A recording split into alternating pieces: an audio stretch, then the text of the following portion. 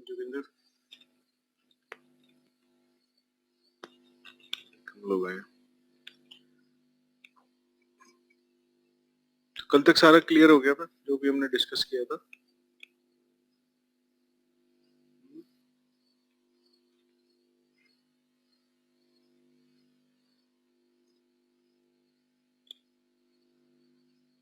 कल के लेक्चर में कोई डाउट तो नहीं था किसी को?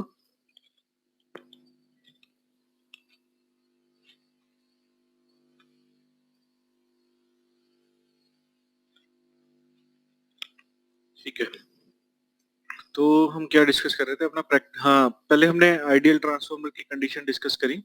ठीक है, क्या क्या होता है, वाइंडिंग में कोई भी लॉस नहीं होगा। ठीक है, यानी कि R1 plus R2 equal to क्या होगा, जीरो। R1 एंड R2, इस वाइंडिंग का रेजिस्टेंस, सेकेंडरी वाइंडिंग का रेजिस्टेंस, दोनों क्या होगा, जीरो। कोई कोर लॉस नहीं होगा, है ना, कोई लीकेज फ्लक्स नहीं होगा, यानी कि सारा सारा फ्लक्स क्या करेगा, कोर से कन्फाइन कर जाएगा। ठीक है, कोर के थ्रू फ्लो करेगा।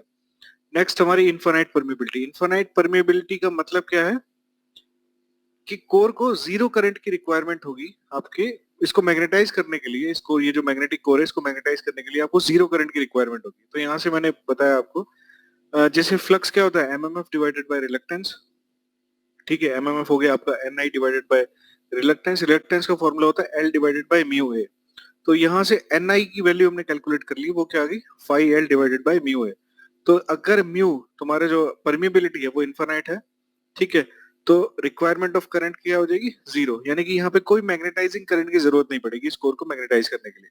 ठीक है, तो परफेक्टली आपका जो एमएमएफ बैलेंस है ना, प्राइमरी और सेकेंडरी वाइंडिंग का, ठीक है, यानी प्राइमरी वाइंडिंग का एमएमएफ है ना will be balanced by secondary winding का एमएमएफ। ठीक है, तो यहाँ से हमने ये कैलकुलेट कर लिया था, N1 divided by N2 that is equal to I2 divided by I1। ठीक है, तो ये हमारा क्या है, V1 डिवाइडेड बाय V2, ठीक है, equal to E1 divided by E2 equal to N1 divided by N2 equal to A। ठीक है, A कहलाता है हमारा टर्न्स रेशियो और ट्रांसफॉर्मेशन रेशियो। ठीक है, कहाँ गया पेन, हाँ, A कहलाता है हमारा टर्न्स रेशियो, और आप लोग जो फॉलो करेंगे ए को ही मानेंगे आप ट्रांसफॉर्मेशन रेशियो, है ना। पर मैंने बताया था ऑब्जेक्टिव के लिए आपको क्या करना है, ऑब्जेक्टिव, ऑब्जेक्टिव के लिए आपको क्या याद करना है, that is N2 divided by N1, है ना, ये है आपका ट्रांसफॉर्मेशन रेशियो। ठीक है, आपको कोई भी न्यूमेरिकल सॉल्व करना है तो आप ये कॉन्सेप्ट फॉलो करो। ठीक है, ए की वैल्यू क्या है आपकी, NHV, यानी कि हाई वोल्टेज वाइंडिंग के number of turns divided by low voltage winding के नंबर ऑफ टर्न्स। ठीक है, तो यहाँ से हमने कैलकुलेट कर लिया था, ठीक है, कि इनपुट की जो कॉम्प्लेक्स पावर है ना, that is equal to output की जो कॉम्प्लेक्स पावर है वो। ठीक है, पावर दोनों तरफ हमारी सेम ही रहेगी। ठीक, नेक्स्ट प्रैक्टिकल ट्रांसफार्मर की तरफ हम मूव कर रहे थे। ठीक है, तो हमने सबसे पहला केस क्या कंसिडर किया कि जब हमारी परमेबिलिटी इनफाइनाइट नहीं है। परमेबिलिटी इनफाइनाइट नहीं है इसका मतलब आपको आई नॉट करंट की जरूरत पड़ेगी कोर को मैग्नेटाइज करने के लिए या कोर लॉसेस प्रोड्यूस करने के लिए। ठीक है, तो यहां से हमने देखा कि जो एमएमएफ बैलेंस इक्वेशन है वो क्या है, N1 I1 माइनस का N2 I2 equal to N1 into I naught, है ना। यहाँ से हमने ये इक्वेशन ड्राइव करी। ठीक है, ये सब लोग आप अपने नोट्स में अभी लिखो कि I1 किसके बराबर है, I2 डैश, ठीक है, प्लस आई नॉट, और I2 डैश की वैल्यू क्या है ना, I2 डिवाइडेड बाय A। ठीक है, ये आगे काम आएगा अभी। ठीक है, तो इसको आप नोट डाउन करो। ठीक है, आई नॉट मैंने बताया था कि कई किताबों में लिखा होता है मैग्नेटाइजिंग करंट बोलते हैं, पर वो गलत कॉन्सेप्ट है ना। आई नॉट कहलाता है आपका एक्साइटिंग करंट और नो लोड करंट। ठीक है, यहाँ तक सबको क्लियर हो गया था ना, यहाँ तक किसी को कोई डाउट नहीं था ना।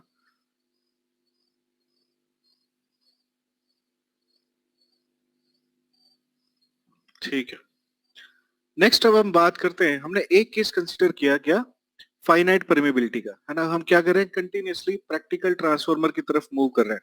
ठीक है, तो हमने एक और केस लिया जब कोर आपकी क्या है, लॉसी है। ठीक है, कोर हमारी क्या है, लॉसी है। यहाँ पे देखो, जब हम एक मिनट, हाँ, जब हम प्रैक्टिकल ट्रांसफॉर्मर की बात कर रहे थे, जब हम फाइनाइट परमेबिलिटी की बात कर रहे थे, ठीक है, तो आई नॉट फ्लो कर रहा था हमारा, और आई नॉट और फाई नॉट के बीच का जो एंगल डिफरेंस है ना, आई नॉट और फाई नॉट के बीच का एंगल डिफरेंस है वो क्या है, जीरो। देखो आई नॉट और फाई नॉट के बीच का, यदि जो फाई है इसके बीच का एंगल डिफरेंस क्या है, जीरो। और ई और फाई है ना, ई या आई नॉट के बीच का एंगल क्या है हमारा, परफेक्टली 90 डिग्री। आप कह सकते हो ई वन और आई नॉट के बीच का एंगल क्या है, 90 डिग्री। ठीक है, समझ आ गई बात। अब हम बात करते हैं अपने लॉसी कोर की। ठीक है, लॉसी कोर में क्या होता है कि ये जो आई नॉट है और ये जो फाई है, ठीक है, ये जो आई नॉट है और आपका ये जो फाई है, इसके बीच का एंगल कितना है, साई। ठीक है, या फिर आप कह सकते हो ई और आई नॉट के बीच का जो एंगल है वो कितना है, दैट इज 90 माइनस का psi, that is equal to phi naught, और ये लगभग क्या होता है, 75 टू 80 डिग्री। ठीक है, क्लियर होगी बात। और ये जो एंगल साई है आपका, ये जो एंगल साई है आपका, इसको बोलते हैं हम angle of hysteresis advance, angle of hysteresis advance या हिस्टेरेसिस एंगल। ठीक है, आई नोट पता है आपको क्या है ना, आई नोट यहाँ पे आपको पता है क्या है, एक्साइटिंग करंट। अब इसके दो कंपोनेंट कर लेते हैं हम। ठीक है, दो कंपोनेंट कौन कौन से होंगे, एक होगा हमारा आईसी जो इस वाले वोल्टेज के साथ फेज में होगा। ठीक है, एक करंट क्या होगा, आई फाई, जो इस वाले ई के साथ कितने एंगल के डिफरेंस पे होगा, 90 डिग्री। ठीक है, ये बताई समझ में नहीं आई। ठीक है, यहाँ आई नॉट के हमारे दो कंपोनेंट हो गए, है ना, यानी कि आई नॉट के हमारे दो कंपोनेंट हो गए, कौन कौन से, एक हो गया हमारा आई सी, एक हो गया क्या हमारा आई फाई। आईसी क्या है, आईसी कहलाता है हमारा core loss component of exciting current, है ना, core loss component of exciting current. ठीक है, यहाँ पे ये वाला फेजर देखो, ई और आईसी के बीच का एंगल कितना है, जीरो है कि नहीं है, यहाँ पे ई और आईसी के बीच का जो एंगल है वो कितना है, जीरो है। सिमिलरली ई और आई फाई के बीच का एंगल डिफरेंस क्या है, 90 डिग्री। इसको बोलेंगे हम magnetizing component of I naught. ठीक है, आई नॉट के हमने दो कंपोनेंट कर दिए, एक हो गया आईसी, एक हो गया हमारा आई फाई। आईसी की वैल्यू क्या होगी, I naught into cos phi naught. ठीक है, सिमिलरली आई फाई की वैल्यू क्या होगी, I naught sine phi naught. ठीक है, समझ आ रहा है नहीं आ रहा है, ये बताओ पहले, सारे लोग बताओ। जो हमारा आईसी है, आईसी क्या हो जाएगा, I naught cos phi naught, और आई फाई क्या हो जाएगा आपका, I naught into sine phi naught. ठीक है, फाई नॉट क्या है,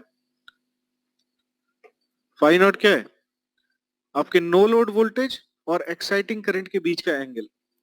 ठीक है, नो लोड वोल्टेज और एक्साइटिंग करंट के बीच का एंगल, या इंड्यूस्ड ईएमएफ और एक्साइटिंग करंट के बीच का एंगल क्या है आपका, फाई नॉट। ठीक है, सारे लोग बताओ मेरे को, यहां तक सबको समझ आया।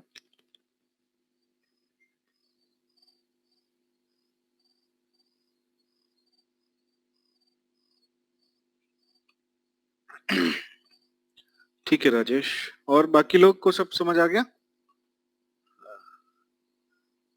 ठीक है, अब देखो यहाँ पे ध्यान से, ई और आईसी है ना, ये जो ई और आईसी है, यहाँ पे ई है और ये जो आईसी है, इसके बीच का एंगल जीरो है। ठीक है, तो इसको किस कंपोनेंट से हम रिप्रेजेंट कर सकते हैं, बताओ, ऐसा कौन सा इलेक्ट्रिकल कंपोनेंट है ना, जो ये रिलेशनशिप सेटिस्फाई करता है, ई और आईसी के बीच का एंगल क्या है, जीरो, बताओ, रेजिस्टेंस। ठीक है, तो हम ये जो हमारा कोर लॉस कंपोनेंट है, इसको हम किससे दिखाएंगे, एक रेजिस्टेंस से। अब यहाँ पे क्या है, ई और आई नॉट के बीच का क्या एंगल, 90 डिग्री है, और आपको फेजर से पता चलेगा कि ई से आई नॉट क्या, आई फाई क्या कर रहा है, लैग कर रहा है। ठीक है, ई और आई फाई के बीच का एंगल क्या है, 90 डिग्री है, और ई से आई फाई हमारा लैग कर रहा है।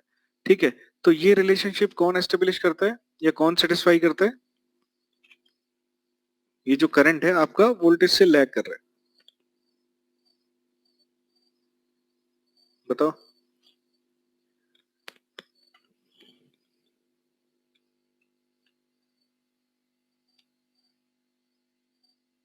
इंडक्टेंस।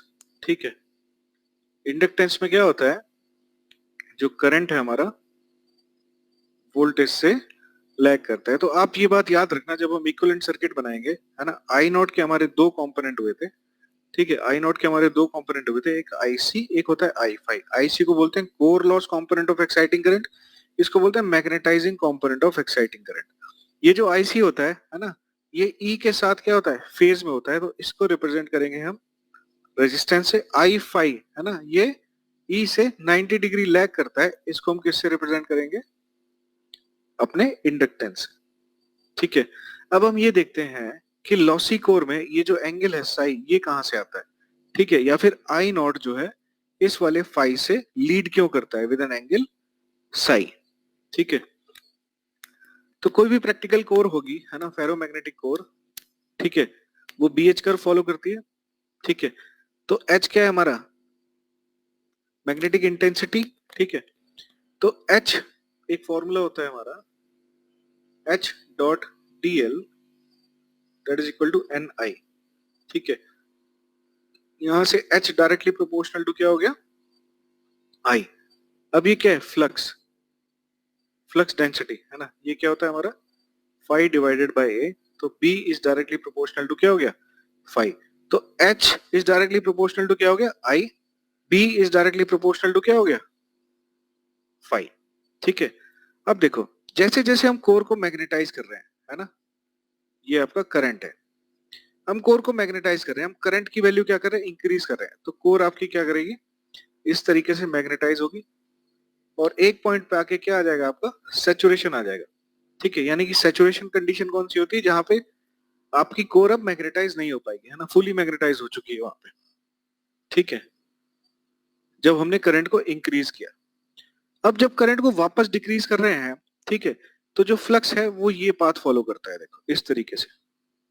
ठीक है, पर यहाँ पे करंट की वैल्यू क्या होगी, जीरो हो गई या नहीं होगी, यहाँ पे करंट की वैल्यू क्या होगी, जीरो। पर स्टिल यहाँ पे कुछ क्या है, बी पॉइंट देखो, यहाँ पे कुछ ना कुछ फ्लक्स की वैल्यू है ना, यानी कि करंट तो हमारा जीरो हो गया। ठीक है, पर फ्लक्स अभी हमारा जीरो नहीं हुआ, फ्लक्स थोड़ी देर बाद जाके क्या होगा, जीरो होगा। समझ आ रही है बात। तो ये जो पॉइंट बी है ना, यहां से लेके ये वाला जो पॉइंट है, इसको कहते हैं हम रेजिडुअल फ्लक्स। ठीक है, यानी कि आपने करंट को क्या कर दिया, जीरो कर दिया, पर स्टिल हमारा कोर में क्या है, कुछ ना कुछ फ्लक्स बाकी रह गया है। ठीक है, तो इसको हम क्या बोलते हैं, रेजिडुअल फ्लक्स। अब इसको एक साइनोसॉइडल वेवफॉर्म से समझते हैं हम। यहाँ देखो, यहाँ पे क्या है, करंट पहले इंक्रीज किया हमने, ठीक है, ए तक पहुंचे। अब करंट को क्या कर रहे हैं हम, डिक्रीज कर रहे हैं, करंट को क्या कर रहे हैं, डिक्रीज कर रहे हैं। ठीक है, जीरो से 90 क्या करा हमने, करंट को ऐसे इंक्रीज किया, ये जो बीच वाली डॉटेड लाइन है,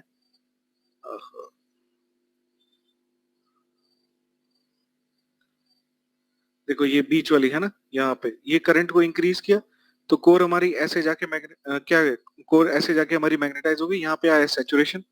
अब जब करंट को डिक्रीज कर रहे हैं हम, यहाँ पे करंट को क्या कर रहे हैं, डिक्रीज कर रहे हैं, तो यहाँ पे करंट तो जीरो हो गया, पर फ्लक्स क्या हो रहा है, कुछ देर बाद जीरो हो रहा है, यहाँ पे देखो, यानी कि फ्लक्स क्या कर रहा है, लैग कर रहा है, कितने एंगल से,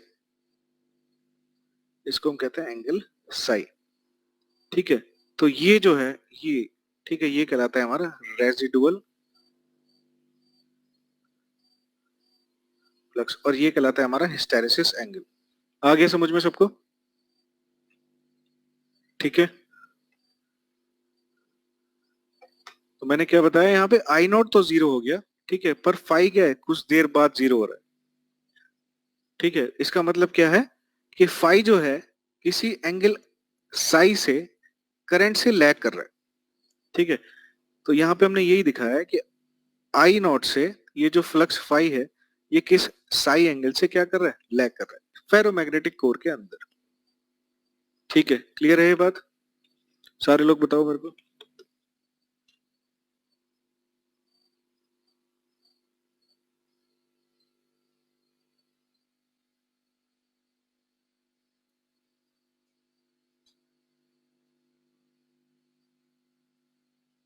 ललित क्लियर है? राजेश? ठीक है, नेक्स्ट अब आगे बढ़ते हैं। ठीक है, हमने दो केस तो कंसीडर कर लिए थे। कौन कौन से? एक हमने लॉसी कोर को कंसीडर कर लिया है ना, और एक जब परमेबिलिटी इनफाइनाइट नहीं है। ठीक है, अब दो केस बचे। वाइंडिंग क्या है, लॉसी है, यानी कि वाइंडिंग का अपना कुछ ना कुछ रेजिस्टेंस होगा। ठीक है, वाइंडिंग का कुछ ना कुछ रेजिस्टेंस होगा। एक क्या है हमारा, लीकेज फ्लक्स। इससे पहले वाले केस में मैंने बताया था कि सारा का सारा फ्लक्स हमारा क्या है, इस कोर से फ्लो होके चला जाता है। ठीक है, सारा का सारा फ्लक्स क्या है हमारा, इस कोर के थ्रू पास हो रहा है इस तरीके से। ठीक है, तो इस ये जो आयरन पार्ट है इसकी भी कुछ ना कुछ क्या है, परमिएबिलिटी है।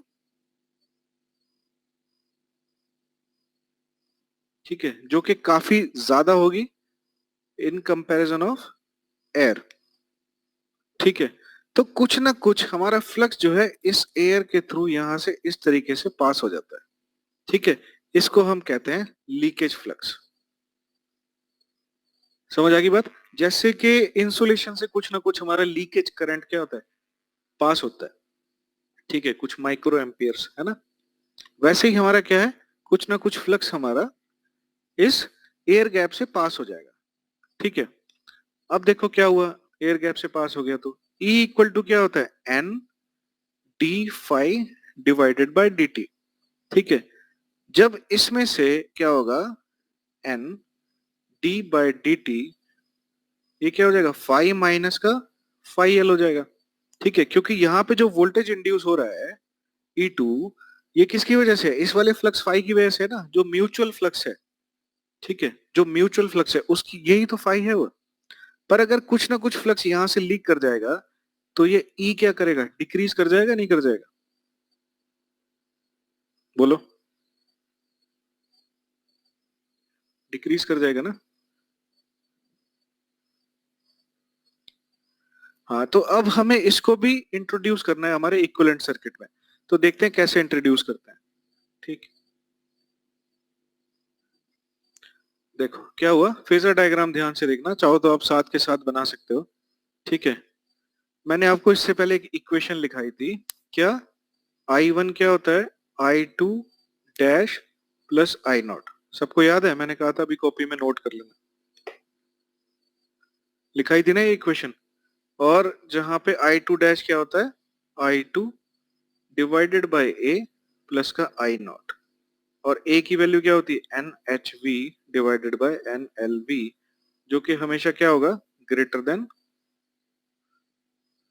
जो कि हमेशा क्या होगा, ग्रेटर देन 1। ठीक है, यहां तक याद है ना ये बात सबको? याद है ये बात सबको? ठीक है, देखते हैं अब। हाँ ठीक है, अब ध्यान से सुनना, बहुत ध्यान से कंसंट्रेट होके। ठीक है, ये है हमारा फ्लक्स फाई। मैं आपको बताता रहूंगा कैसे कैसे ड्रॉ किया है मैंने। ये है हमारा फ्लक्स फाई। सबसे पहले हमने ये वाला फेजर बनाया। ठीक है, मैंने बताया था E1 और E2 जो है, ठीक है, हमेशा इस वाले फ्लक्स फाई से 90 डिग्री लीड करेंगे। ठीक है, तो सेकंड हमने ये बना दिया, क्या है, E1 बना दिया। ठीक है, अब हमको पता है E1 डिवाइडेड बाय E2 क्या होता है, A। तो E2 की वैल्यू क्या है, E1 डिवाइडेड बाय A हो जाएगी। A क्या है, ग्रेटर देन 1 है, तो E2 जो है E1 से छोटा होगा। ठीक है, तो यहाँ पे मैंने क्या लिख दिया, E2 लिख दिया। ठीक है, पहले हमने क्या बनाया, फ्लक्स फाई। उसके बाद हमने दूसरा पार्ट क्या करेंगे, E1 और E2 को बना देंगे इस तरीके से। ठीक है, यहाँ तक क्लियर है सबको?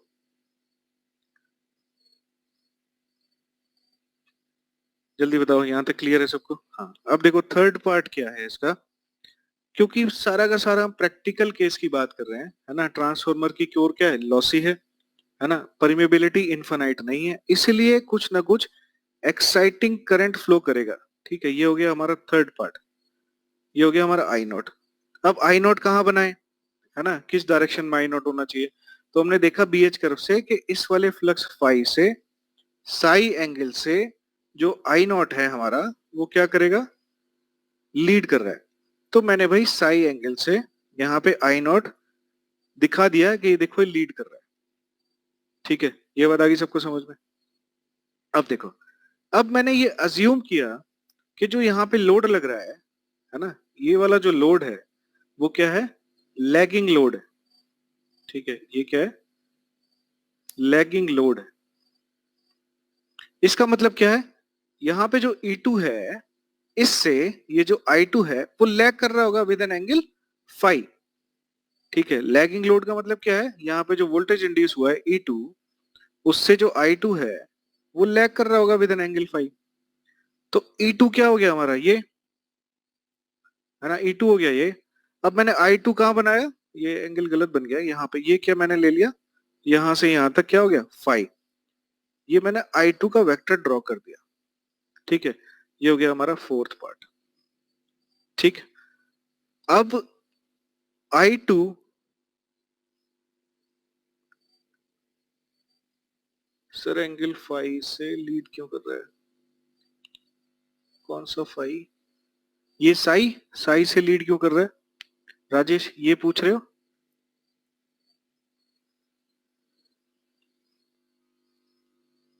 तो लेट हो गए क्लास में क्या,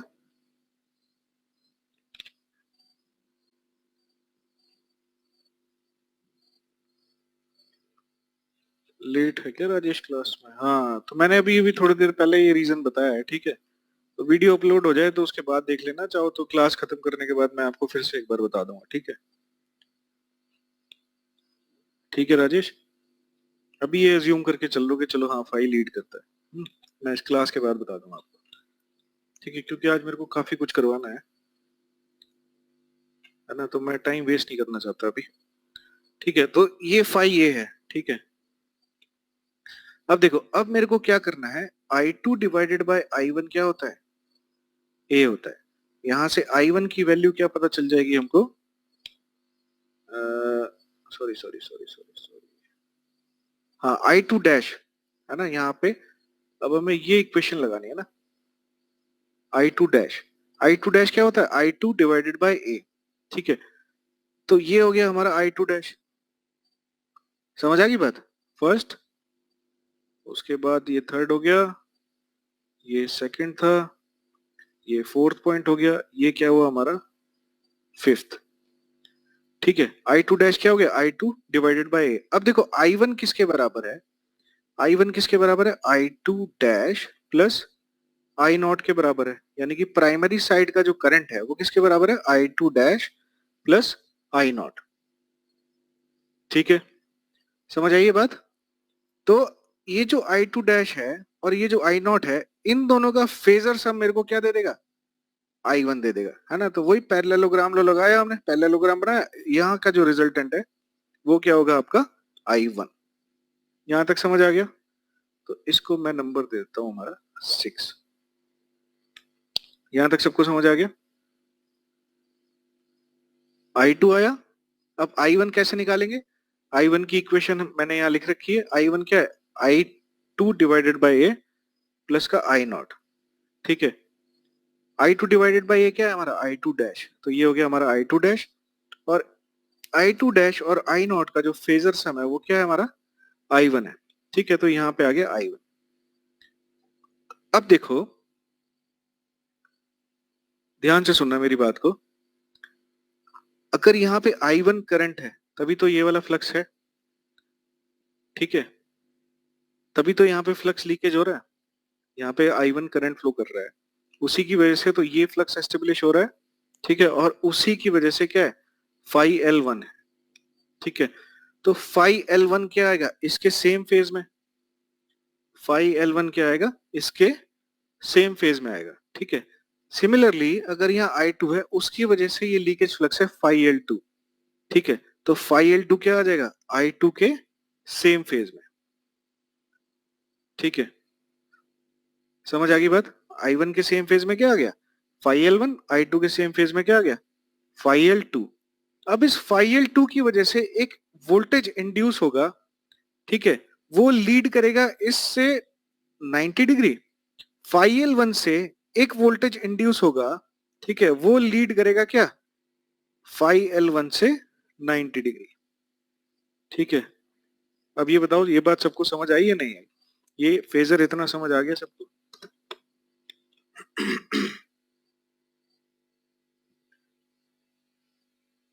सारे लोग बताओ, फिर मैं एक क्वेश्चन पूछूंगा आप लोगों से।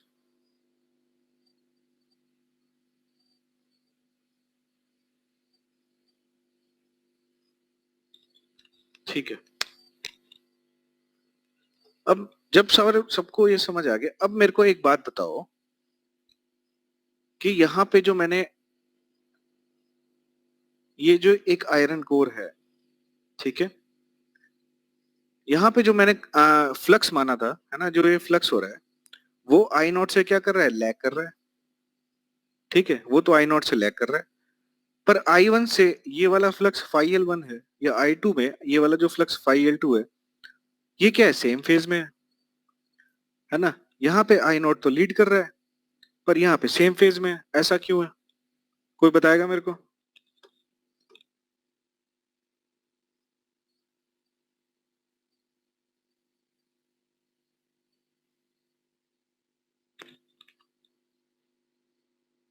मेरा जो क्वेश्चन है वो सबको समझ आया?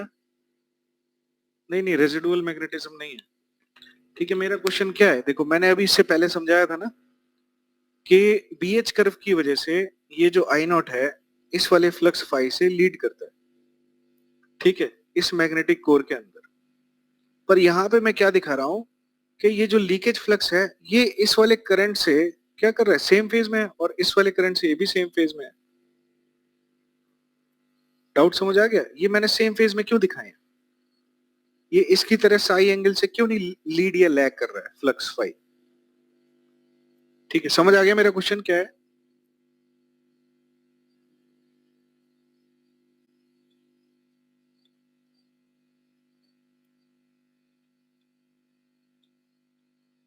क्वेश्चन समझ आ गया सबको?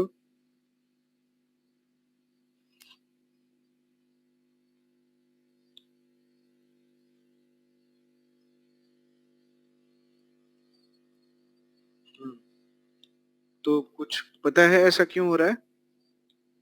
No idea. ठीक है, इससे पहले मैं आपको फिर से बताता हूँ, राजेश का भी डाउट क्लियर हो जाएगा। ठीक है, यहाँ देखो BH कर्व में क्या हो रहा था राजेश, शायद राजेश ने ही पूछा होता मुझसे। नहीं नहीं, ऐसा कुछ भी नहीं है, यहाँ पे देखो क्या है, राजेश का ही डाउट था ना, राजेश को समझ नहीं आया था शायद ये। यहाँ पे देखो, यहाँ क्या कर रहे हैं, H is directly proportional to I है ना, B is directly proportional to phi है। तो जब फर्स्ट साइकिल में जब इसको मैग्नेटाइज किया, ठीक है, तो पाथ क्या फॉलो हो रहा है, ये फॉलो हो रहा है, ठीक है। पर जब करंट हमारा डिक्रीज करना शुरू कर देगा, ठीक है, यहाँ पे देखो, जब करंट हमारा डिक्रीज करना शुरू कर देगा, कहाँ गया? ये करंट जब हमारा डिक्रीज करना शुरू कर देगा, तो पाथ क्या फॉलो करेगा हमारा, ये फ्लक्स, ठीक है। यहाँ पे ये, यहाँ पे क्या हुआ, करंट की वैल्यू तो जीरो हो गई है ना, पर फ्लक्स की क्या है, कुछ ना कुछ वैल्यू है ना, तो कुछ देर बाद फ्लक्स आके क्या होगा, जीरो होगा। ठीक है, जैसे कि मैंने यहाँ बताया।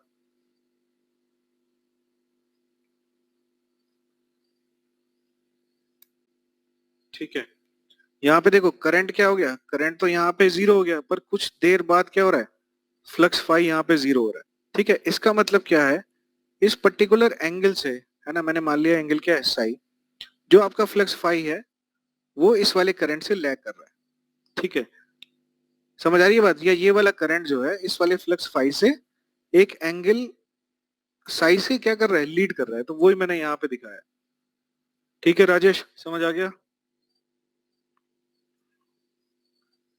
ठीक है राजेश, समझ आ गया? अब देखो, जो लीकेज फ्लक्स है, ठीक है, उसका पाथ क्या है, मोस्टली फ्रॉम द एयर। ठीक है, जो लीकेज फ्लक्स है उसका पाथ क्या है, मोस्टली फ्रॉम द एयर है। ठीक है, और एयर का BH कर्व क्या होता है, मैंने आपको नेटवर्क में भी बताया था, जो एयर है उसका बीएच कर्व क्या होता है, एक सिंपल स्ट्रेट लाइन इस तरीके से। समझ आ गई बात? लीनियर रिलेशनशिप होता है। तो ये आपका हो गया आई, ये हो गया आपका फ्लक्स फाई। तो करंट इंक्रीज करेगा वैसे वैसे फ्लक्स इंक्रीज करेगा, अगर करंट डिक्रीज करेगा वैसे वैसे फ्लक्स भी क्या करेगा, डिक्रीज कर जाएगा। दैट्स वाई यहाँ पे क्या किया है, I2 के सेम फेज में दिखाया मैंने फाई L2, I1 के सेम फेज में दिखाया मैंने फाई L1। ठीक है, अब ये जो लीकेज फ्लक्स है इसकी वजह से एक पोटेंशियल ड्रॉप हुआ हमारा EL2 EL1। ये EL1 और EL2 किससे लीड करेंगे, फाई L1 और फाई L2 से। ठीक है, यहां तक सबको समझ आ गया होगा? ठीक है, अब ये जो EL1 है और EL2 है इसकी वजह से क्या हो रहा है, पोटेंशियल ड्रॉप हो रहा है। ठीक है, EL1 और EL2 की वजह से क्या हो रहा है, पोटेंशियल ड्रॉप हो रहा है, हीट लॉस नहीं हो रहा। ध्यान से सुनना मेरी बात को, EL1 और EL2 से क्या हो रहा है, पोटेंशियल ड्रॉप हो रहा है। ठीक है, क्योंकि जो वोल्टेज इंड्यूस होता है हमारे ट्रांसफार्मर के अंदर वो किसकी वजह से होता है, सिर्फ और सिर्फ म्यूचुअल फ्लक्स की वजह से। तो अगर यहां से इस म्यूचुअल फ्लक्स से कुछ ना कुछ लीकेज फ्लक्स होगा तो ये जो यहाँ पे म्यूचुअल फ्लक्स होगा वो रिड्यूस कर जाएगा। क्या पूछ रहा है जोगिंदर, फाई I1 और EL1 के एंगल 90 कैसे है? ये तो कल हमने फैराडेज लॉ नहीं पढ़ा था जोगिंदर, फैराडेज लॉ पढ़ा था ना ट्रांसफार्मर के लिए। ट्रांसफार्मर ऑपरेशन कर रहा था, ट्रांसफार्मर क्या करता है, ई आपका आई से लीड करता है ट्रांसफार्मर एक्शन में, ड्यू टू लेंज लॉ। ठीक है जोगिंदर? हाँ,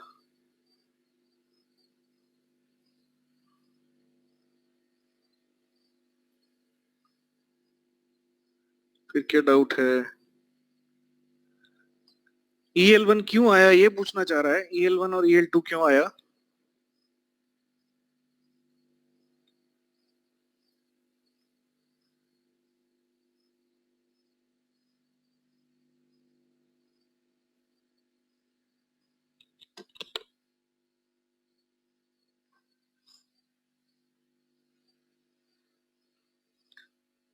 पर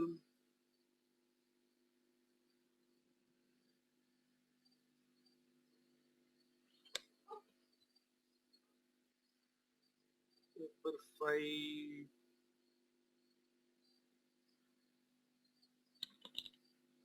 EL2 से पहले कैसे है?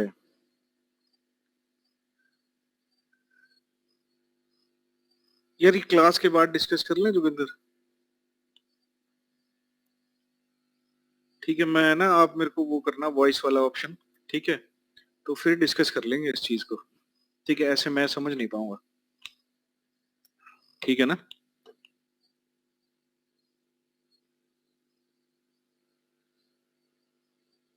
या चल तू मेरे को वॉइस रेज कर, वॉइस रेज करो, ठीक है, फिर मैं डिस्कस करता हूँ। ऐसे मजा नहीं आएगा, वॉइस रेज करो।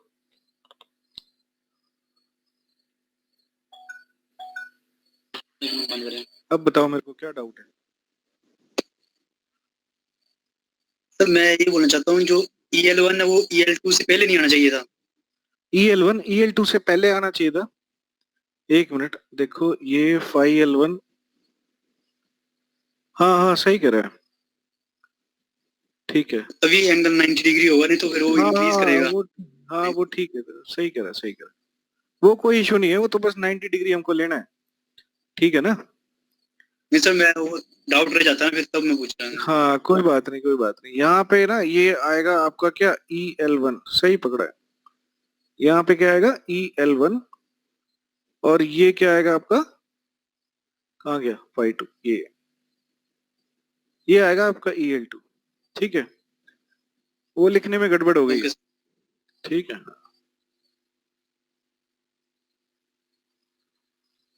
चलो बढ़िया।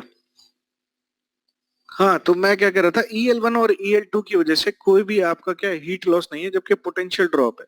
ठीक है, और यहाँ पे देखो क्या कर रहा है, ये फाई L2 EL वन से क्या कर रहा है, 90 डिग्री लैग कर रहा है, तो हम इस कंपोनेंट को किससे दिखाएंगे, ये जो पोटेंशियल ड्रॉप है XL1 से, ठीक है, जो हमारा पोटेंशियल ड्रॉप हो रहा है वो किससे दिखाएंगे, XL1 और XL2 से। XL1 क्या कहलाएगा आपका, लीकेज रिएक्टेंस, ठीक है। XL2 क्या कहलाएगा आपका, ये हो गया प्राइमरी साइड का, और ये हो गया लीकेज रिएक्टेंस आपका सेकेंडरी साइड का, ठीक है। क्लियर होगी बात, क्योंकि सिर्फ हमारा पोटेंशियल ड्रॉप हो रहा है ना, इसलिए हमने रजिस्टर से नहीं दिखाया, रजिस्टर में तो हीट लॉस भी होता है, सिर्फ और सिर्फ पोटेंशियल ड्रॉप हो रहा है, इसलिए हमने क्या किया, इसको रिएक्टेंस से दिखाया है, ठीक है। यहां तक क्लियर है सबको। अब हम इसका इक्विवेलेंट सर्किट बना लेते हैं, बड़ा आसान इक्विवेलेंट सर्किट बनाना।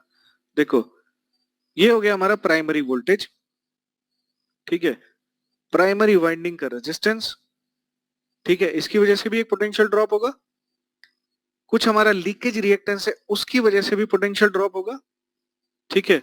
उसके बाद हमको क्या मिल जाएगा यहाँ पे, E1, ठीक है, इस वाले टर्मिनल्स पे, ठीक है। यहाँ पे क्या करेगा, एक एक्साइटिंग करंट फ्लो करेगा, मैंने बताया था यहाँ पे क्या, IE किसके बराबर है, I फाई या I म्यू प्लस IC, यानी कि कोर लॉस कंपोनेंट और मैग्नेटाइजिंग कंपोनेंट, ठीक है। यहाँ पे क्या था, E और IC दोनों सेम फेज में थे, तो IC के साथ क्या आ गया आपका रेजिस्टेंस, ठीक है, और I म्यू और E जो है 90 डिग्री के फेज में थे, तो यहाँ पे क्या आ गया आपका L। समझ आ गई बात, तो ये हो गया आपका E1। सेकेंडरी साइड पे क्या हो रहा था, पहले इंड्यूस्ड ईएमएफ हो रहा था, यहाँ इक्विवेलेंट सर्किट बनाया नहीं, हाँ यहाँ पे देखो, यहाँ पे क्या हो रहा था, इक्विवेलेंट, यहाँ पे E इंड्यूस हुआ, ठीक है। उसके बाद हम V2 कैसे मिलेगा, यहाँ पे कुछ ना कुछ इसका लीकेज रिएक्टेंस की वजह से कुछ ना कुछ ड्रॉप होगा, और इसके रेजिस्टेंस की वजह से कुछ ना कुछ ड्रॉप होगा, तो वो मैंने कहाँ लगा दिया है, देखो R2 लग गया, ये JXL2 लग गया, ये क्या लग गया हमारा I2, ठीक है। सेकेंडरी वाइंडिंग में जो करंट फ्लो कर रहा है, ये हो गया आपका सेकेंडरी वाइंडिंग, ये जो लोड के अक्रॉस वोल्टेज है वो हो गया आपका V2। इक्विवेलेंट सर्किट कैसे बनाया, ये समझ आ गया सबको। प्राइमरी वाइंडिंग का रेजिस्टेंस, प्राइमरी वाइंडिंग में जो पोटेंशियल ड्रॉप हो रहा है हमारा लीकेज फ्लक्स की वजह से, उसको हमने रिप्रेजेंट किया हमारा लीकेज रिएक्टेंस से, ठीक है। प्राइमरी वाइंडिंग से एक्साइटिंग करंट फ्लो कर रहा था, उसके दो कंपोनेंट से हमारे, एक तो कोर लॉस कंपोनेंट, हो गया मैग्नेटाइजिंग कंपोनेंट, जिसको IM और I म्यू दोनों कह सकते हैं, तो इसको हमने रिप्रेजेंट किया, ये हो गया RC और ये हो गया हमारा LM, ठीक है। यहाँ पे V1 में ये ड्रॉप हुआ, ये ड्रॉप हुआ, फिर फाइनली हमको क्या मिला, इंड्यूस्ड EMF, ठीक है। सेकेंडरी पे पहले इंड्यूस्ड EMF आया, उसके बाद यहाँ पे ड्रॉप होगा, यहाँ पे ड्रॉप होगा, फिर क्या मिलेगा हमको, V2। क्लियर है ये इक्विवेलेंट सर्किट कैसे बना हमारा,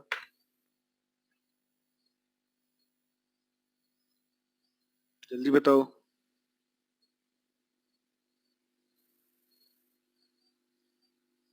निशांत, ललित, बता दिया करो यार।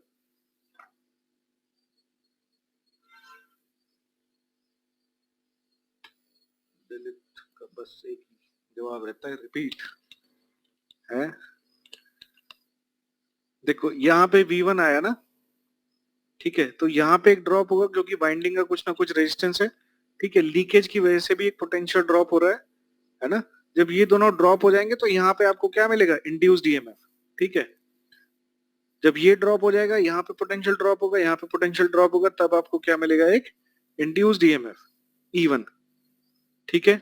अब कोर लॉस कंपोनेंट कैसे दिखाएंगे, ये जो I0 है इसके दो कंपोनेंट हो रहे थे, IC और I म्यू, ठीक है, लॉसी कोर को दिखाने के लिए, ठीक है। इसके दो कंपोनेंट थे, IC और I म्यू।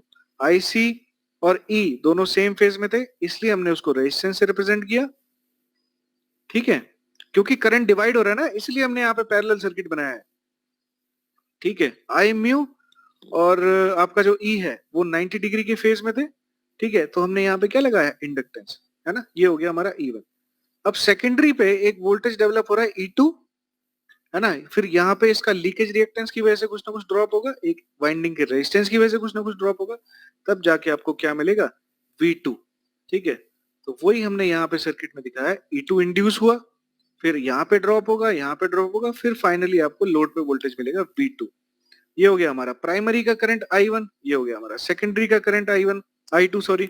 I1 किसके बराबर था? I2 डैश प्लस I0 के बराबर था। ठीक है, तो I1 यहाँ पे देखो दो पार्ट्स में डिवाइड हो रहा है ना, I2 डैश और I0। अब समझ आ गया ललित?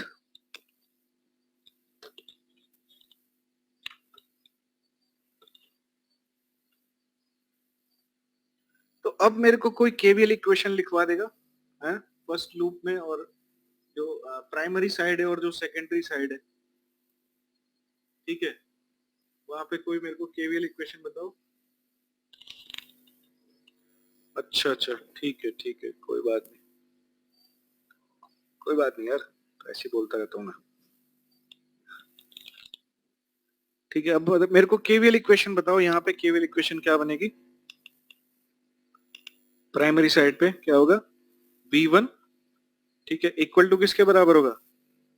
R1 I1 प्लस का J XL1 into I1 plus का क्या यहाँ पे E प्लस का क्या हो गया यहाँ पे E1। ठीक है, ये समझ आ गई? ऐसे यहाँ पे केवीएल इक्वेशन लगा दो, E2 किसके बराबर हो जाएगा आपका?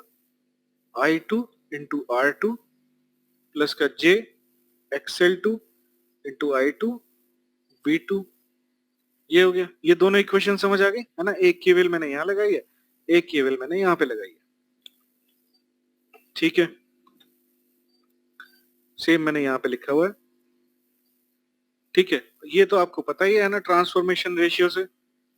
ठीक है, E1 डिवाइडेड बाय E2 किसके होता है? A के बराबर होता है, तो E1 हो गया आपका A इंटू E2।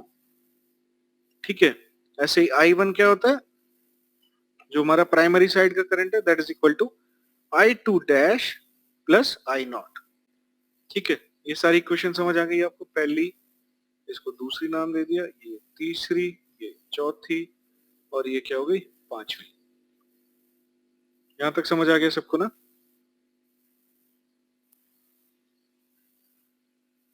ठीक है, अब प्रैक्टिकल ट्रांसफार्मर के केस में क्या होता है? जो आपका लीकेज रिएक्टेंस होता है, that is far greater than your winding resistance. ठीक है, प्रैक्टिकल ट्रांसफार्मर के केस में क्या होता है? जो लीकेज रिएक्टेंस होता है, that is far greater than your winding resistance. ठीक है, और लगभग इनका रेशियो क्या होता है?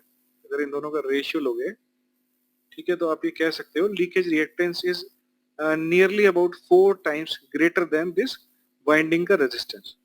जो आपका आई नॉट होता है, आई नॉट करंट, आई नॉट क्या होता है? एक्साइटिंग करंट, है ना? That is 2 to 3% of full load current. ठीक है, या आपका प्राइमरी करंट I1। ठीक है, आई नॉट क्या होता है? 2 to 3% of your primary current. ठीक है, जो वेरी लार्ज ट्रांसफॉर्मर्स होते हैं, जो काफी बड़े ट्रांसफॉर्मर होते हैं, आई नॉट क्या था? इतना कम भी हो सकता है, 0.5%। ठीक है, फॉर वेरी लार्ज ट्रांसफॉर्मर्स। ठीक है, तो ये सब चीजें आप, ये इंफॉर्मेशन आपको याद रखनी है। ठीक है, अब ये जो 5 इक्वेशंस हैं, है ना, ये फटाफट आप अपनी कॉपी में नोट करो। ठीक है, फिर इनसे हम फेजर डायग्राम बनाएंगे। ठीक है, जल्दी से नोट कर लो और मेरे को बताओ कि हमने नोट कर ली, है ना? फिर इन इक्वेशंस के बेसिस पे हम क्या करेंगे? फेजर डायग्राम्स बनाएंगे। ठीक है, सॉरी 4 इक्वेशन है।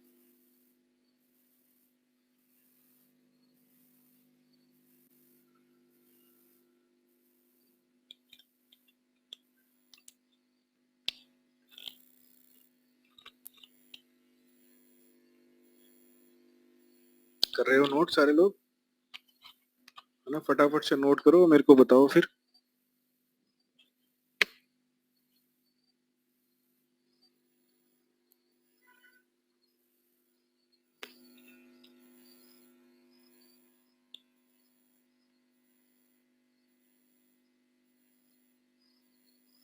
एक बात याद रखना, जो भी ट्रांसफार्मर में पावर ट्रांसफर हो रही है ना, वो किसकी वजह से होती है? सिर्फ और सिर्फ म्यूचुअल फ्लक्स की वजह से। ठीक है, नेक्स्ट पॉइंट क्या है? जो भी लीनियरली डिपेंडेंट क्वांटिटीज हैं, है ना, वो हमेशा सेम फेज में रहेंगी। ठीक है, लीनियरली डिपेंडेंट क्वांटिटीज हैं, वो हमेशा सेम फेज में रहेंगी। और जो पावर ट्रांसफर हो रही है हमारे ट्रांसफार्मर में, ठीक है, that is because of mutual flux phi, always and everywhere. ठीक है, डन। बाकी सबने भी लिख लिया होगा। ठीक है, अब चलो हम इन इक्वेशंस को इंप्लीमेंट करते हैं। ठीक, अब देखो, सेम हमने सबसे पहले काम क्या किया, सबसे पहला हम काम क्या करेंगे, यहाँ पे फाई वन बनाएंगे। ठीक है, यहाँ पे क्या है, इसके 90 डिग्री पे E1 आया। ठीक है, और सेम 90 डिग्री पे क्या आया, E2। हमेशा स्टेप डाउन ट्रांसफॉर्मर की बात कर रहा था मैं। ठीक है, जो भी एनालिसिस चल रही है हमारी स्टेप डाउन ट्रांसफॉर्मर के लिए। ठीक है, यानी कि E1 क्या होगा, ग्रेटर देन E2 होगा। ठीक है, तो ये हो गया हमारा E1, ये हो गया हमारा E2। अब सेम जब E1 E2 हमने ड्रॉ कर लिया तो आई नॉट कहाँ आएगा, यहाँ पे आएगा, जो कि इस फ्लक्स फाई से कुछ ना कुछ एंगल से लीड कर रहा होगा, है ना। इस एंगल को हम कह देते हैं क्या, साई। ठीक है, मैंने अभी एंगल यहाँ पे डिनोट नहीं किया ताकि आपको कंफ्यूजन ना हो। ठीक है, नेक्स्ट नेक्स्ट हमें क्या करना है, हमने एक वोल्टेज माना क्या, V2। ठीक है, प्रैक्टिकल ट्रांसफार्मर की बात कर रहा हूं मैं। ठीक है, तो देखना सेकेंडरी साइड पे क्या था, लोड था, और लोड वोल्टेज क्या था, V2। तो हमने माना कि इस V2 से अगर हमारा लैगिंग लोड है, ठीक है, ये अपनी तरफ से हमने फेजर बनाया V2 इस डायरेक्शन में। ठीक है, हमने माना कि I2 जो करंट है, ठीक है, वो किसी एंगल फाई से क्या कर रहा है, लैग कर रहा है। ठीक है, सेम चीज है, ये हमारा I2 हो गया, ये हमारा क्या हो गया, I2 डैश। I2 डैश किसके बराबर है, I2 डिवाइडेड बाय A। और I2 डैश और I1, सॉरी I2 डैश और I नॉट का जो फेजर सम है, ठीक है, वो क्या देगा हमको, I1। ठीक है, तो यहाँ पे हमारा I2 करंट आ गया और I1 करंट हमने कैलकुलेट कर लिया। ठीक है, I1 की इक्वेशन क्या थी, I1 क्या था तुम्हारा, I2 dash divided plus I not. ठीक है, ये हमने I1 इंप्लीमेंट कर लिया यहाँ पे। ठीक है, यहां तक सबको समझ आ गया।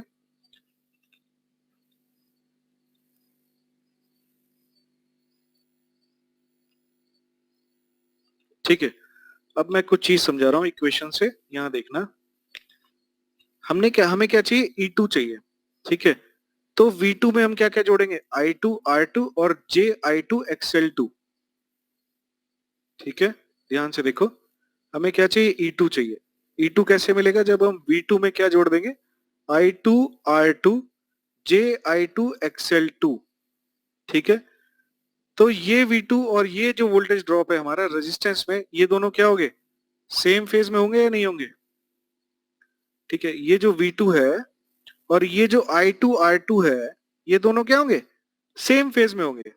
And this V2 and JXL2 क्या इंडक्टेंस में जो वोल्टेज ड्रॉप हो रहा है, ठीक है, तो ये जो पार्ट है वो इस V2 से क्या करेगा, 90 डिग्री लीड करेगा या नहीं करेगा। या आप ये कह सकते हो, ठीक है, इस वाले I2 से ये जो पोटेंशियल ड्रॉप है I2 XL2, ये लीड करेगा ना। ये सपोज करो I2 है, तो XL2 क्या होगा, I2 इंटू XL2, यानी कि ये क्या है हमारा इंडक्टेंस में जो वोल्टेज ड्रॉप हो रहा है, लीड करेगा ना। यहां तक समझ आ गया सबको,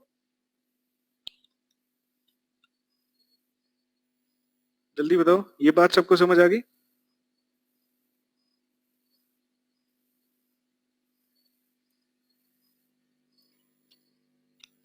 ठीक है, तो बस हमको यही क्या करना है, यही इंप्लीमेंट करना है। ठीक है, तो ध्यान से देखो यहाँ पे, ये हमारा V2 है, V2 में क्या जोड़ना है, I2 R2। ठीक है, V2 में क्या जोड़ना है, I2 R2। ये जो I2 R2 है, इस I2 के सेम फेज में होगा ना, रेजिस्टेंस के अंदर वोल्टेज ड्रॉप, है ना, इस करंट से सेम फेज में होगा। यानी कि ये जिस एंगल पे है उसके पैरेलली ये वेक्टर जाएगा या ये फेजर जाएगा, ये वाला। ठीक है ना, ये वाला फेजर जाएगा किसके, इसके पैरेलल में, करंट के पैरेलल में, कोई फेज डिफरेंस नहीं है। ठीक है, तो इंडक्टेंस में जो पोटेंशियल ड्रॉप होगा वो इस वाले करंट से क्या करना चाहिए, लीड करना चाहिए। ठीक है, तो बस ये देखो, ये लीड कर रहा है, इसको उठा के आपने यहां रख दिया। ठीक है, I2 R2 में जोड़ दिया, ये क्या हो गया, JI2 इंटू X2। ठीक है, तो V2 प्लस I2R2, इस वाले जो करंट से 90 डिग्री लीडिंग पे क्या आ जाएगा, JI2X2। ठीक है, दिस प्लस दिस, ये आपको क्या दे देगा, E2। और E2 हमेशा किस पे रहेगा, 90 degree leading from this flux phi. यहां तक सबको समझ आया, जल्दी बताओ।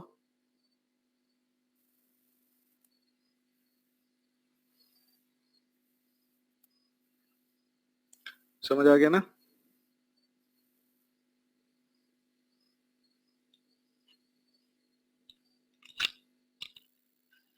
बता दो। ठीक है, अब हमको क्या चाहिए, V1 चाहिए ना। ठीक है, V1 चाहिए, तो V1 देखो, V1 क्या है, E1 में हमने क्या जोड़ा, I1R1 और JI1XL1, सेम कॉन्सेप्ट अप्लाई करेंगे, है ना। E1 में हमें क्या जोड़ना है, I1 इंटू R1 और JI1 इंटू XL1। ठीक है, तो करंट I1 है और ये क्या है, रेजिस्टेंस के अंदर वोल्टेज ड्रॉप, ये दोनों सेम फेज में रहेंगे, करंट I1 और IR1। ठीक है, ये क्या है, इंडक्टेंस में वोल्टेज ड्रॉप, ये इस I1 करंट से 90 डिग्री लीड करेगा। ठीक है, तो हमने ये दिखा दिया यहाँ पे। अब ये I1 है, इसके पैरेलल में हमने एक फेजर बनाया I1R1 और उसको किस में जोड़ दिया, E1 में जोड़ दिया। ठीक है, अब ये क्या है, इंडक्टेंस में जो वोल्टेज ड्रॉप हो रहा है, तो इसके परपेंडिकुलर हमने क्या लाया, एक फेजर बनाया अपना। ठीक है, इस करंट के परपेंडिकुलर, क्योंकि लीड करेगा ना इंडक्टेंस में वोल्टेज, है ना। तो इसकी वैल्यू क्या होगी, JI1XL1, सॉरी JI1XL1, इसको उठा के हमने किस में जोड़ दिया, I1R1 में। ठीक है, और जो हमको फाइनल वैल्यू मिलेगी वो क्या मिल जाएगी हमको, V1। ठीक है, अब ये जो है, जो आपको ग्रीन लाइन दिखाई दे रही है ना, तो ये तो आपको पता ही है, R1 प्लस का JXL1 क्या होता है, Z1 कह लो। ये हो गया आपका I1 इंटू Z1, तो इसको आप लिख सकते हो I1 इंटू Z1। सिमिलरली इसको लिख सकते हो आप I2 into Z2। Phasor diagram सबको समझ आ गया?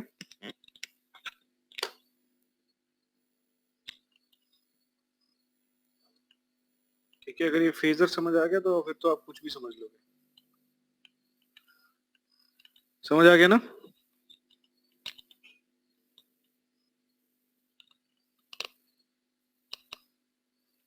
ठीक है,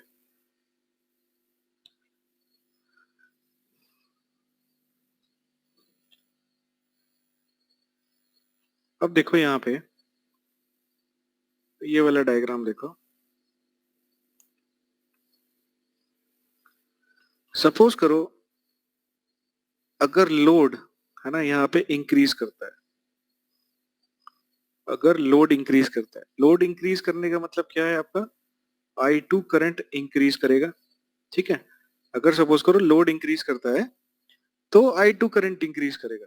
I2 करंट इंक्रीज करेगा तो क्या होगा आपका, N इंटू I2, ये जो सेकेंडरी वाइंडिंग का MMF है वो इंक्रीज करेगा, इसको कहते हैं MMF सेकेंडरी वाइंडिंग का, ये आपका इंक्रीज करेगा या नहीं करेगा।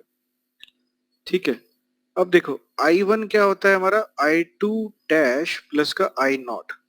जब I2 हमारा इंक्रीज करेगा तो I2 डैश भी इंक्रीज करेगा, जब I2 डैश इंक्रीज करेगा तो क्या करेगा, I1 इंक्रीज करेगा, जब I1 इंक्रीज करेगा तो N1 I1 भी इंक्रीज करेगा। ठीक है, तो यहाँ का MMF भी इंक्रीज कर रहा है। यहाँ तक बात आई सबको समझ में? ठीक है, लोड इंक्रीज किया तो लोड करंट इंक्रीज किया, लोड करंट इंक्रीज किया तो सेकेंडरी वाइंडिंग का MMF इंक्रीज कर गया। ठीक है, अब I2 इंक्रीज किया तो I1 इंक्रीज कर गया, I1 इंक्रीज कर गया तो प्राइमरी वाइंडिंग का MMF इंक्रीज कर गया। ठीक है, अब जैसे वोल्टेज इंक्रीज करेगा तो करंट भी इंक्रीज करेगा ना, ऐसे ही MMF अगर इंक्रीज करेगा, ठीक है, तो फ्लक्स फाई भी इंक्रीज करेगा। अब अगर ये फ्लक्स फाई इंक्रीज करेगा तो यहाँ पे ये लीकेज फ्लक्स है वो भी तो इंक्रीज करेगा ना, है ना। कहने का मतलब ये है कि अगर सेकेंडरी वाइंडिंग का MMF इंक्रीज कर रहा है तो सेकेंडरी वाइंडिंग का लीकेज फ्लक्स भी इंक्रीज करेगा। अगर प्राइमरी वाइंडिंग का MMF इंक्रीज कर रहा है तो प्राइमरी वाइंडिंग का लीकेज फ्लक्स भी इंक्रीज करेगा। ठीक है, तो लीकेज फ्लक्स किसके ऊपर डिपेंड करता है आपका, लोड के ऊपर या प्राइमरी और सेकेंडरी वाइंडिंग के करंट के ऊपर। ठीक है, क्लियर हो गई बात? तो मैंने यहाँ स्टेटमेंट लिख दिया है। ठीक है, लोड इंक्रीज कर रहा है, सेकेंडरी करंट इंक्रीज कर रहा है, सेकेंडरी एमएमएफ इंक्रीज कर रहा है साइमल्टेनियसली, प्राइमरी करंट इंक्रीज कर रहा है और प्राइमरी वाइंडिंग का एमएमएफ भी इंक्रीज कर रहा है। This shows that phi L1 and phi L2 in any transformer are depend upon the current in the windings or load. ठीक है, समझ आ गई इतनी बात? नेक्स्ट, एक बात और यहाँ पे बतानी थी आपको कि ये जो लीकेज फ्लक्स है, ठीक है, ये जरूरी नहीं है कि जो फ्लक्स हमारा एयर गैप में ट्रेवल कर रहा है वो हमारा लीकेज फ्लक्स हो। ठीक है, लीकेज फ्लक्स का सीधा सीधा मतलब क्या है कि जो फ्लक्स हमारा सेकेंडरी वाइंडिंग से लिंक नहीं कर रहा वो हमारा लीकेज फ्लक्स होगा, सिंपल। ठीक है, ऐसा जरूरी नहीं है कि एयर गैप में जो फ्लक्स ट्रेवल कर रहा है वो हमारा लीकेज फ्लक्स कहलाता है। ठीक है, that flux which is not linking your secondary winding, that is called your leakage flux. ठीक है,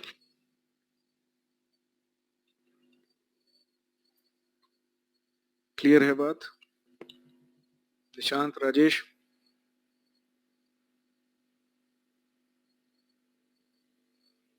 कोमल भी लेट हो गई थी आज। कोमल है, समझ आ रहा है? कोमल तेरा जवाब नहीं आ रहा, क्या बात है?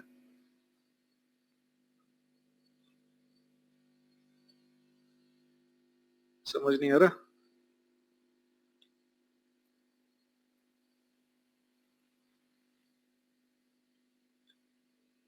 ठीक है, चलो नेक्स्ट आगे बढ़ते हैं।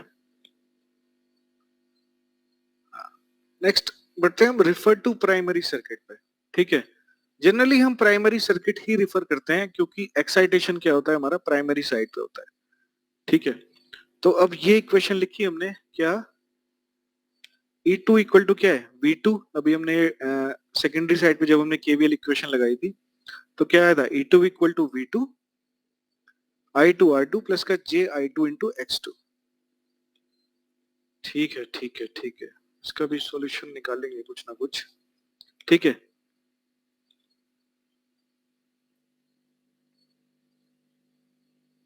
एक बार आपको डिस्कनेक्ट करके फिर से कनेक्ट होगा ना तो शायद प्रॉब्लम सॉल्व हो जाए। ठीक है, बाकी लोग ध्यान दो, है ना। ये हमने क्या है, सेकेंडरी वाइंडिंग पे जब हमने केवीएल इक्वेशन लगाई थी तो क्या आया था, E2 equal to V2 plus का I2 R2 प्लस का JI2 X2।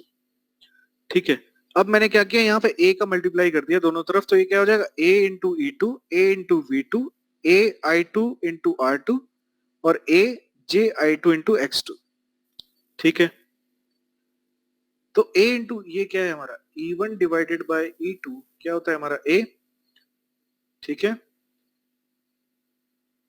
तो A इंटू E2 क्या हो गया हमारा, या तो E1 कह सकते हो या इसको कह सकते हो E2 डैश।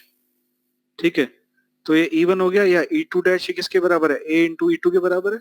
सिमिलरली इसको आप क्या कहोगे, V2 डैश। यहाँ पे आपने क्या किया, A का मल्टीप्लाई कर दिया, A का डिवाइड कर दिया, तो ये क्या हो जाएगा I2 डिवाइडेड बाय A। ठीक है, into A square into R2। Rajneesh sir बाद में बात कर लेंगे ना इस बारे में।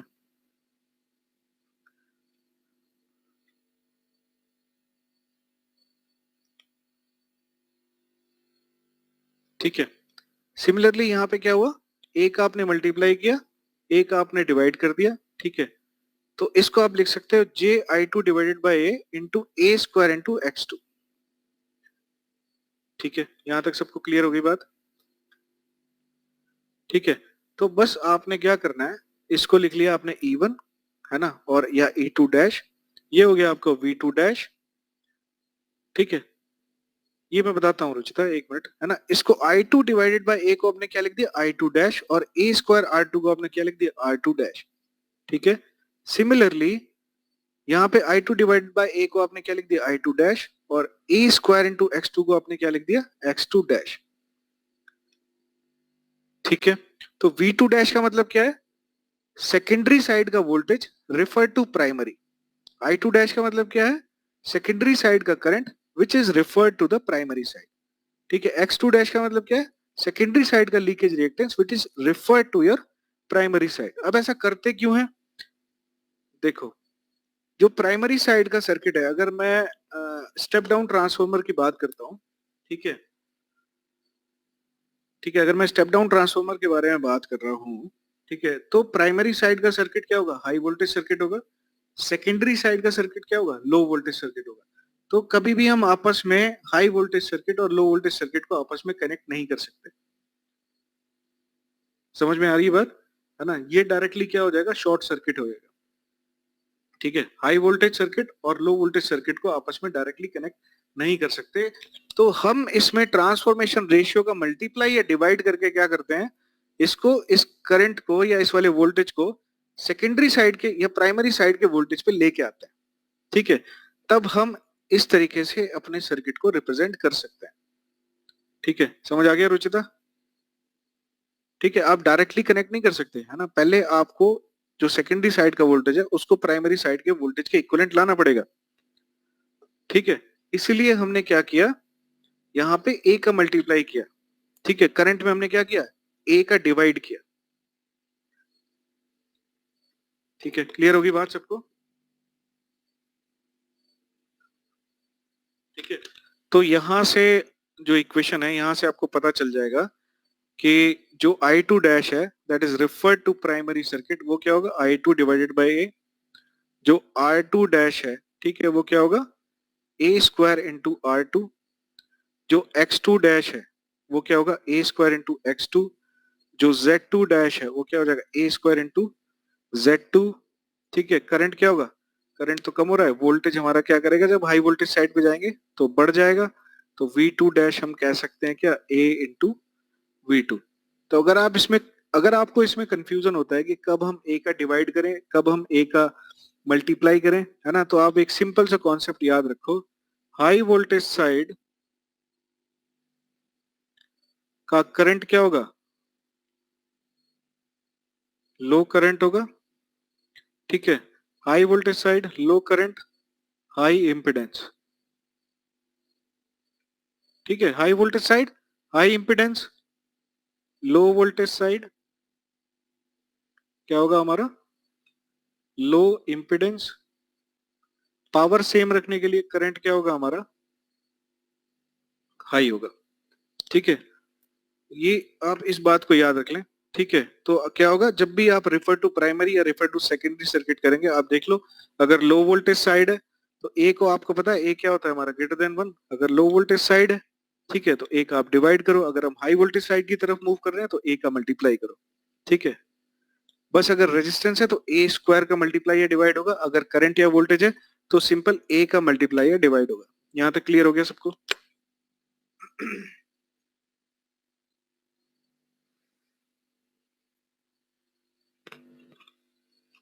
जल्दी बताओ। ठीक है ना? High voltage side high impedance, low voltage side low impedance, simple.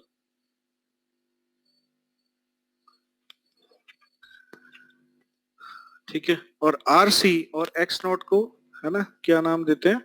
That is core loss equivalent resistance. ये जो आरसी है और जो एक्स नॉट है हमारा, इसको कहते हैं मैग्नेटाइजिंग रिएक्टेंस। ये जो है हमारा एक्स नॉट, ये कहलाता है हमारा मैग्नेटाइजिंग रिएक्टेंस। आरसी कहलाता है हमारा कोर लॉस इक्विवेलेंट रेजिस्टेंस। ठीक है, सब समझ आ रहा है यहां तक? डाउट क्लियर हैं? डाउट्स क्लियर हैं आपके?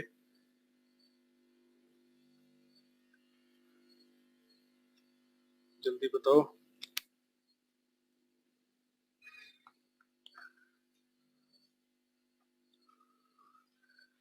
ठीक है, नेक्स्ट अब देखो यहाँ पे एक दिक्कत और जो है,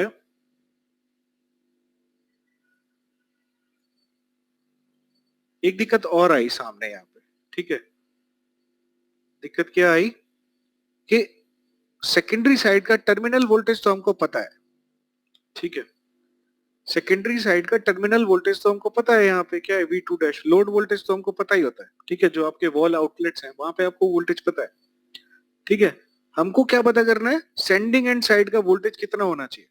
ठीक है, जैसे कोई भी ट्रांसफार्मर है ना, या कोई भी इक्विपमेंट है ना, वो अगर आपको प्रॉमिस करता है, ठीक है, या कोई भी यूटिलिटी है वो आपको प्रॉमिस करती है कि टर्मिनल वोल्टेज पे हमको क्या देना है? 230 वोल्ट आरएमएस वैल्यू देनी है। ठीक है, तो उसके हिसाब से क्या होगा, हमारा इनपुट वोल्टेज डिसाइड होगा ना, ठीक है।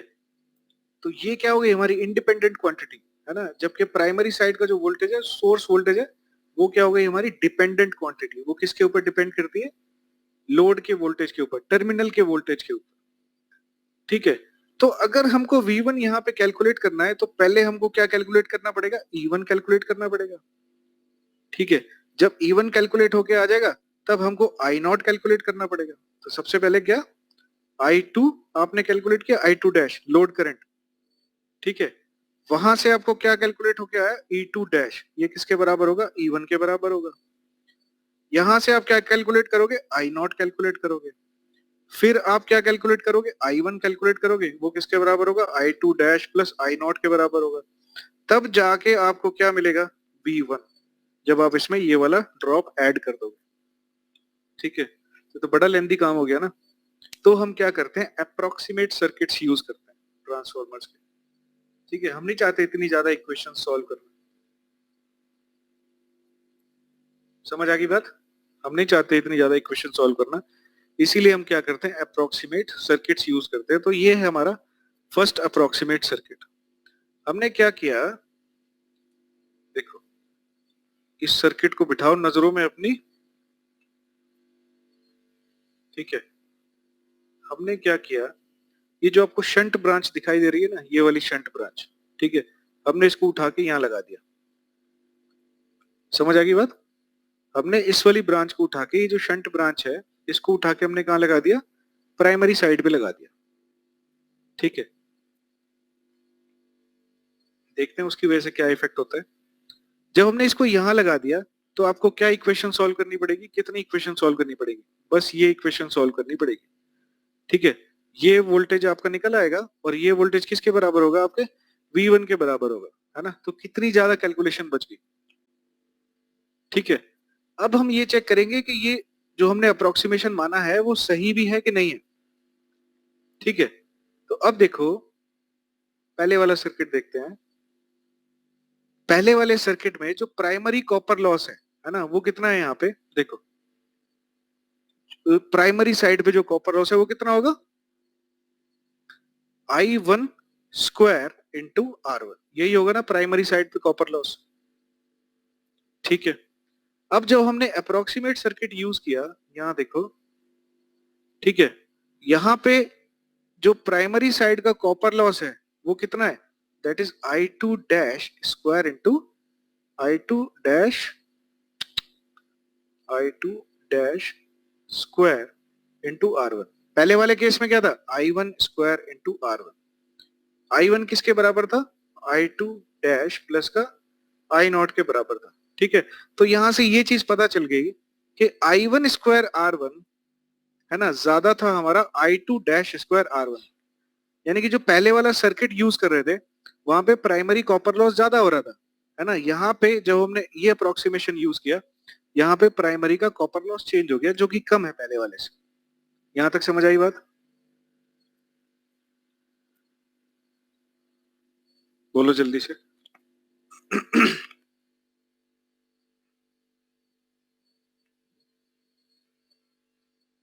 ठीक है, सबको समझ आ गया। अब देखते हैं दूसरी चीज। देखो दूसरे यहाँ पे क्या हुआ, एक और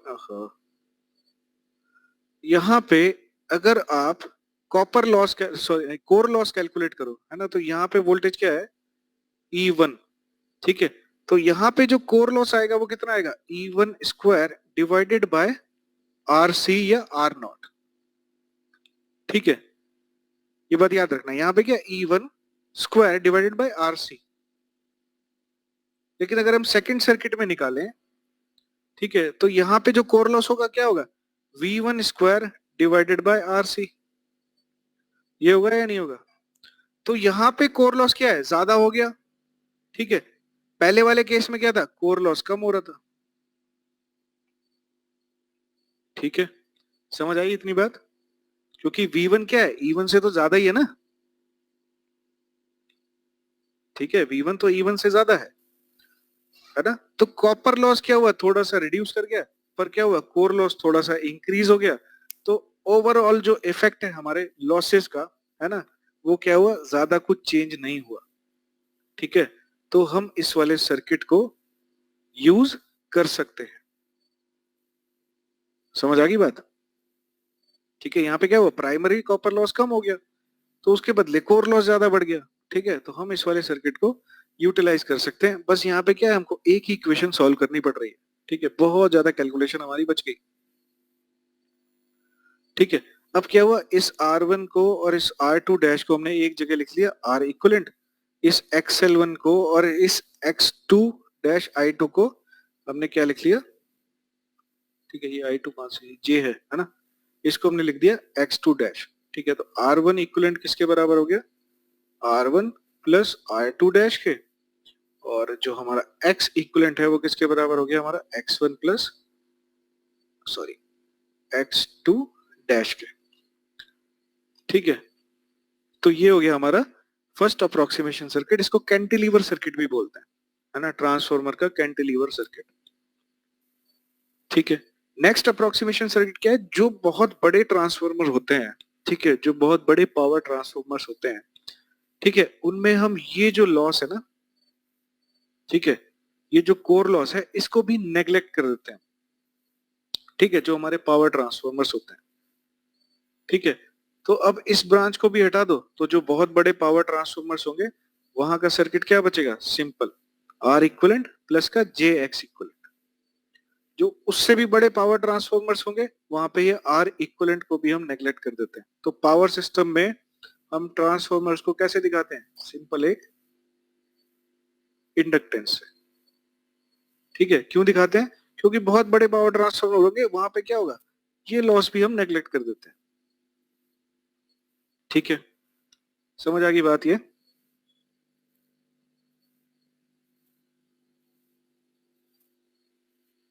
जल्दी बताओ, यहां तक सबको क्लियर हो गया?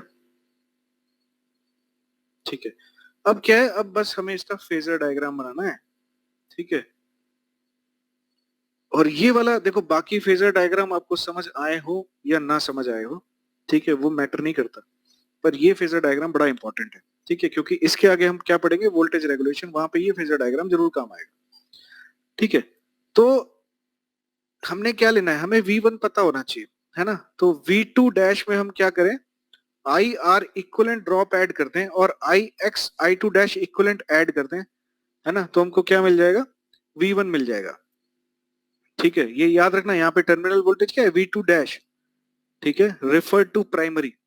तो V2 डैश ये माना हमने, हमने माना कि ये जो करंट यहाँ पे फ्लो कर रहा है I2 डैश या I1, ठीक है, ये लैग कर रहा है विद एन एंगल फाई इस V2 डैश से। तो हमने क्या कर दिया, I2 R2 डैश जोड़ दिया, इसमें हमने क्या किया, JI2 X2 डैश हमने ऐड कर दिया। ठीक है, तो ये वाला voltage plus this drop plus this drops gives you this primary voltage. समझ आ गया? बताओ।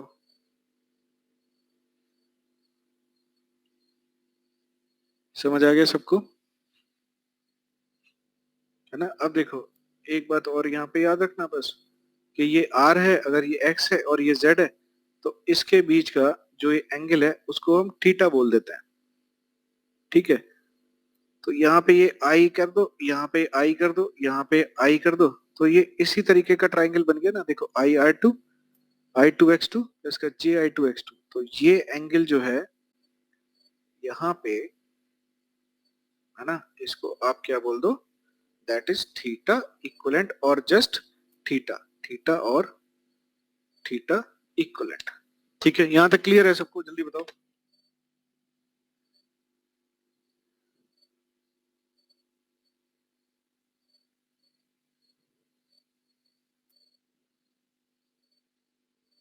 सारे लोग बताओ, सबको क्लियर है यहाँ तक? ठीक है, तो आगे बढ़े या फिर यहीं पे स्टॉप कर दें?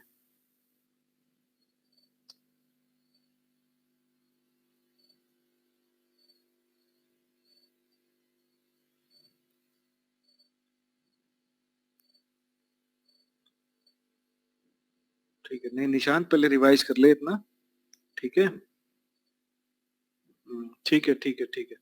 आप लोग इतना रिवाइज कर लेना, ठीक है? क्योंकि कल के लेक्चर में हम काफी न्यूमेरिकल सॉल्व करेंगे, ठीक है?